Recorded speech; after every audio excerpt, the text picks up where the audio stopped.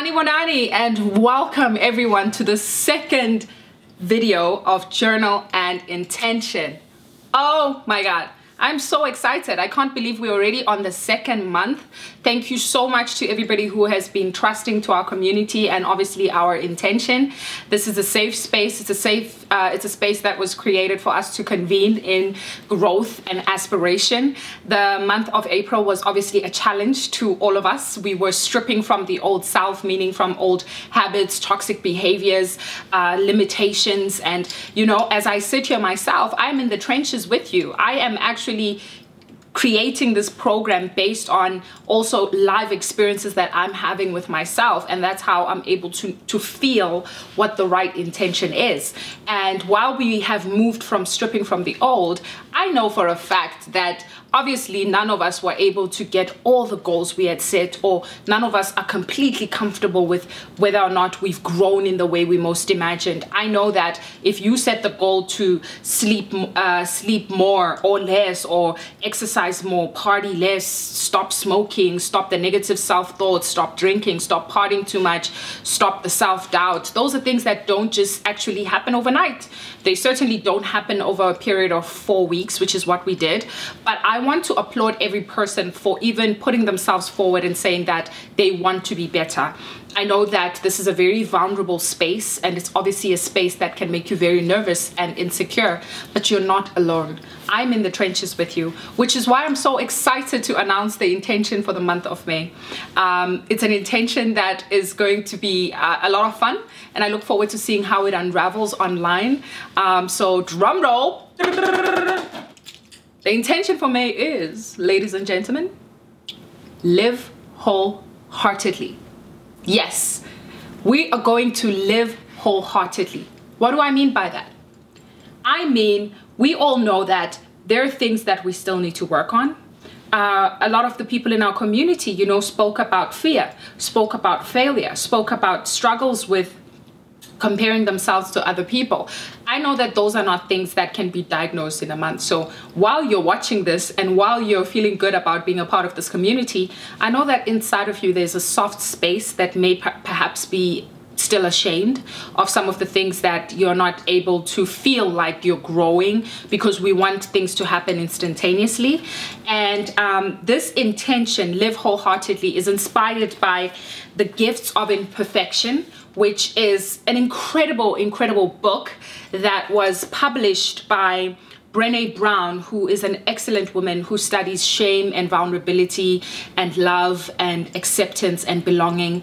And the gifts of imperfection is titled, Let Go of Who You Think You're Supposed to Be and Embrace Who You Are. I'm gonna say that again. Let go of who you think you're supposed to be and embrace who you are. Who you are right now is an individual who is worthy of self-love, being loved and respected by others. You are an individual who deserves every possibility and every realistic manifestation of your dreams. While you're sitting there, I know that there are things that you feel are not perfect about you as an individual. But guess what? We're all human, and actually perfection is not in our biology. You know, and so this book is meant to guide us. It's your guide to a wholehearted life. It's a book that I want us to explore together, a book that will bring us closer to ourselves. And the reason that I felt that this is important is because while you see the goals that you set to strip from in April, obviously we are all working towards that. One of the goals I set for April is to distribute leadership even within this program and make sure that I delegate, because one of the things about my personality is I often think that I'm supposed to do everything by myself, and it's a hard thing for me to start delegating because a lot of it is within my own creative capacity. But I'm learning that the demand for this program is so much. I'm also on tour, I'm also working, so it's smart to do that. While that's an easy fix, there are other personal things that I'm still having to grow towards. You guys saw I put out the post for the live around body insecurity. You know, I was in a car accident when I was 6 years old, and something was said to me as a child about the scar that was left on my body, and I have been insecure about that my whole life. I have lived my whole life feeling like I don't fit the image of what a girl living in this day and age, especially with the advent of social media, is supposed to look like. Let alone a scar that's on your back and your butts. This is the generation that lives and thrives off perfect butts, whatever that even is. And so I grew up with that insecurity. And so while I am able to speak on it, this is a huge, immense growth for me to even be able to speak about this on camera and feel comfortable. I still have a journey to keep working on. And now I can't start falling apart because it is a sensitive thing and there's probably still shame associated with it. I want to become stronger as I am now open. It's like a wound that has been opened. So a way to do that is to live wholeheartedly. I know that many of you are working on fear. Many of you are working on self-doubt. This is all based on emails and questions that I get from you. Many of you are working at juggling things and trying to channel your creative capacity. It can be very stressful and it can be very frustrating. First thing I want you to know, you're not alone. Hello, honey. Welcome to the party. Everybody is in that boat. Everybody is in that ballroom. So what we're going to do is, as you know, the program, you know, this is week 1. I'm introducing the intention and the book. And then week 2, I'm going to share resources. But this same week, I'm also going to send the growth and reflection PDF so that we can just get started. And then, of course, I'm summarizing this entire book because I think it's that special. It's a short read. You can find it on Amazon. It's about $8. You can find it in different places. And you're more likely to find PDFs, maybe summaries online as well. Brené Brown gave an amazing TED Talk on vulnerability and shame. I would advise that you go watch that. So even if you don't have the book in hand, go watch the TED Talk, and we're certainly going to put it in the information under this YouTube video. Essentially, what I want us to start thinking about is inspired by what Brené Brown says in the preface of her book. She says, owning our story and loving ourselves through that process is the bravest thing that we will ever do. Owning your story alone is a tough thing. I know this because I work with women, I work with girls, I work with people who feel a lot of shame sometimes because of the struggles that they go through. You may be feeling this now. Of course, you're in this program, but you are still working towards things. It's very easy for somebody or any one of us to start feeling ashamed. So we want to own that. I want to own the fact that, yes, I've been a speaker. Yes, I am a generally very happy person who's very positive. But I also want to own the truth of the fact that I'm only now arriving to a place where I'm really starting to be deliberate about the sort of self-love I want to have with my physical body. And I'm teaching myself how to strip away the information that I was fed as a child about how I look and what that would mean for my future. Now, obviously, I'm very vulnerable about that information. I'm putting my heart out about something that I'd much rather keep privately, but it's a thorn. It's something that I want to heal, and it's a vulnerable space. And I want you to know that it's okay to be this person, and it's okay to own it and say, yes, while I have been a motivational speaker, I've also had insecurities. And I want to learn how to love myself more. I don't want to fall into the darkness of the shame that's associated with it. I want to be brave. I want to be courageous. And I want to take risks and be open and live out loud so that others who are going through those things, who may think that people based on their social media following or what they're doing don't even go through that. No, we're all in it together. So we want to do that. We want to own our stories, and then we want to love ourselves through the process. Brené Brown does a lot of great work in this book because she offers guideposts. She offers guideposts. This book was really inspired when she was doing her research on shame and courage, and she interviewed numerous amounts of people from all walks of life, basically trying to see what's the difference between people who are happy and people who are not so happy, people who are living wholeheartedly. Living wholeheartedly means that you come as yourself. You let go of the idea that you're supposed to be perfect, that you're supposed to have it figured out. So for example, the idea is that if I'm a motivational speaker and I'm living the life I've always dreamt of, it would mean I'm a perfect human being and I have no insecurities. That's a false idea. And I could sell myself into that idea and then be miserable because now I have to keep catching up to that unrealistic expectation. Or I could accept who I am and show up wholeheartedly and say, like, this is an insecurity for me, or this is a challenge for me, or this is a difficulty, or say that this is a hope and dream for me. So you have the power, you really, really have the power to show up in your true self and be received in a way that's it's a relief. Because even if it shocks other people, even if it makes other people feel uncomfortable, you stop feeling small. You stop feeling like you have to compromise and play into a personality and act as if things are perfect. What I'm trying to say is, from the month of April, we have all seen what works in our lives, what doesn't work. We have all seen exactly just how far our resolve can take us and what we still have to work on. It's a vulnerable space. And I want you to step forward into that. Step into the things that you have identified about yourself, about your habits, about your choices, about your decision, and face them. Face the ugliness of that. And know that that doesn't take away from your right to be loved. That doesn't take away from your self-worth and self-value. And that certainly doesn't take away from your right to feel like you belong. Because the fastest way I learned from reading this book, the fastest way to feel like you belong is through self-acceptance. And self-acceptance means accepting that, okay, this is who I am. These are the things I need to work on. These are the things I'm struggling with. So Brené Brown does an excellent job. And the chapters that I'm going to highlight in the summary and chapters that I really hope you pay attention to are titled as follows: Exploring the Power of Love, Belonging, and Being Enough. That's important. The Things That Get in the Way. That's really important, because when you can know the things that get in the way of life, or get in the way of aspiring, or get in the way of attaining your goals, then you'll be less intimidated, because they show up as an affront, but they really are an opportunity for you to validate who you are and what's true about yourself.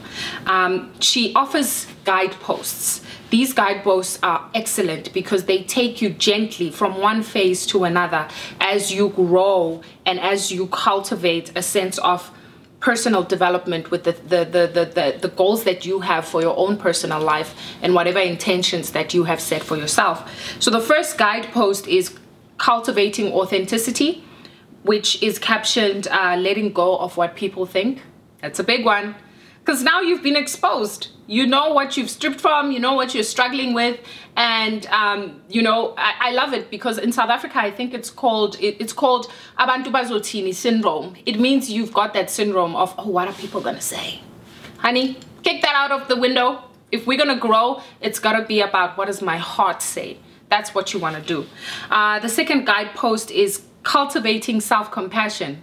A big one, which basically is captioned letting go of perfectionism. Whatever idea you have of who you think you're supposed to be, we need to start chipping away at that. We need to start being who we truly are. And I'm learning that. And I'm learning that while visibly doing it online and growing with you. So this is how I know it's possible. The third guidepost is Cultivating a Resilient Spirit, which is captioned letting go of numbing and powerlessness. We spoke about this a while. It's very easy when you're faced and confronted by your failures and challenges to start thinking that you're nothing, which then numbs you because you fall into those thoughts. Remember those thoughts we talked about that Eckhart taught us about. And so it's distancing yourself from that and literally learning how to let go of that. Step into good energy. Find people who love you, who support you. This book is great about that as well. The fourth guidepost is Cultivating Gratitude and Joy, letting go of scarcity and fear of the dark. Basically, step into the unknown. Step into the unknown. Even when you wake up feeling like I don't feel too good, raise the energy, the vibration of your body. Put on some music that just sparks your fire, you know. Listen to a quote. Google something that inspires you. Cultivate. What I love about this book, it uses the term cultivate, meaning that it's a journey, it's a process. Wholeheartedness, Brené says, is not a destination, guys. It's not a place. It's practice. You practice it through courage, you practice it through compassion, you practice it through connection. The fifth guidepost is Cultivating Intuition and Trusting Faith, which basically speaks to letting go of the need for certainty. You need to step into the unknown. Guidepost 6 is Cultivating Creativity, letting go of comparison. Isn't this book amazing? This is everything you guys have been emailing me about. I can't wait for you to read it. Cultivating Play and Rest, which basically means letting go of exhaustion as a status symbol and productivity as a self-worth. A lot of people pride themselves. I'm so busy, you know, I'm so busy. I'm flying out to different talks. I'm doing No, you need to have a whole life. You need to rest. You need to take care of yourself. You need to be productive. We're living in a very competitive, self-gratified time, and it's harder with social media because you feel like you're useless when you go down other people's timelines who seem to be doing 10,000 things. But trust me, those people have probably figured something out, or they're really good at projecting a certain image. So we want to be loving to ourselves and more patient. And the 8th guidepost is cultivating calm and stillness, letting go of anxiety as a lifestyle. This is a big one. A lot of the people also wrote to me, spoke about feelings of anxiety, feelings of being alone, feelings of stress, because you're feeling so anxious, right? And this is going to help us do that. And then guidepost 9 is cultivating meaningful work, letting go of self-doubt and what I'm supposed to do, and actually doing what your heart says you must do. And then there's the last one is cultivating laughter, song, and dance, letting go of being cool and always in control, actually just living in the moment. This is one thing I need to work on, because sometimes I'm just so rigid, and when I'm relaxed, I'm all sorts of crazy energy. So I'm excited for this book, and what I'm gonna do is every week I'm gonna tweet from certain guideposts, and I'm going to put videos up based on thoughts, because I certainly want to put more content out to guide you as you read the books. Don't feel pressure. I know that some people are not done with The Power of Now. That book, these spiritual books, are not magazines. You don't read them cover to cover. They are life resources that you constantly want to revisit. So don't feel bad. I still visit The Power of Now. I still visit other materials, and I still visit Gifts of Imperfection. The hope is that one day you will have a book collection that matches mine, and hopefully that will mean that I've shared some of the gifts that I've gotten along the way. In closing, I really want to encourage people to be brave. I want to encourage people to dig deep. I want to encourage people to not hold back in owning what they want and owning what they struggle with. I want people to be very intentional with how they approach their lives. Be intentional, be patient with yourself, because you have the power to transform and move things forward. Don't fall back just because we're at a space of transition right now. In closing, I want to just define what wholehearted living is and what it looks like.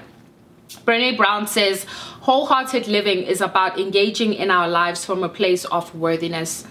It means cultivating the courage, compassion, and connection to wake up in the morning and think, no matter what gets done or how much is left undone, I am enough. It's also going to bed at night and thinking, yes, I am imperfect and vulnerable and sometimes afraid. But that doesn't change the truth that I'm also brave and worthy of love and belonging. This is a truth for all of us. Be patient with yourself. Be kind to yourself. You know, think about the little girl in you, the little boy in you. How would you talk to them? Talk to yourself the way you would if you were looking at a younger, gentle, and more vulnerable version of yourself, because that's the truth. That's who we are inside. And sometimes we become so harsh with who we are, and we become so strict and damaging with the languages and the thoughts that we have about ourselves. So wholehearted living is saying, I'm going to step out every day from a place of worthiness.